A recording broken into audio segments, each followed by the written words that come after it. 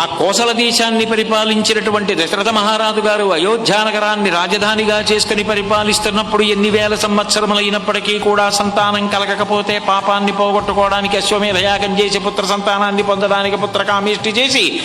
చివరికి రామలక్ష్మణ భరత శత్రుఘ్నులనేటటువంటి నలుగురు కుమారుల్ని గని పెద్ద కుమారుడైనటువంటి సుగుణాభిరాముడు ధర్మాత్ముడైనటువంటి రామచంద్రమూర్తిని కైకమ్మ మాట మేరకు 14 సంవత్సరముల అరణ్యవాసానికి పంపిస్తే రాముడితో తమ్ముడైన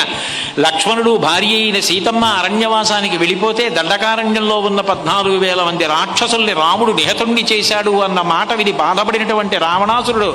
మారీచుని యొక్క సహకారం తీసుకుని మాయామృగాన్ని పంపించి సీతమ్మని అపహరించి తీసుకుని వెళ్ళిపోతే ఆ సీతమ్మని వెతుకుతూ బయలుదేరేటటువంటి రామలక్ష్మణులు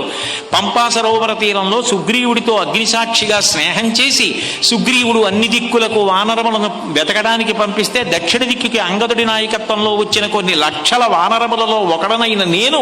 రాత్రంతా వెతికి తెల్లవారుజామున ఈ శిశుపా వృక్షం మీద కూర్చుని కిందకి చూస్తుంటే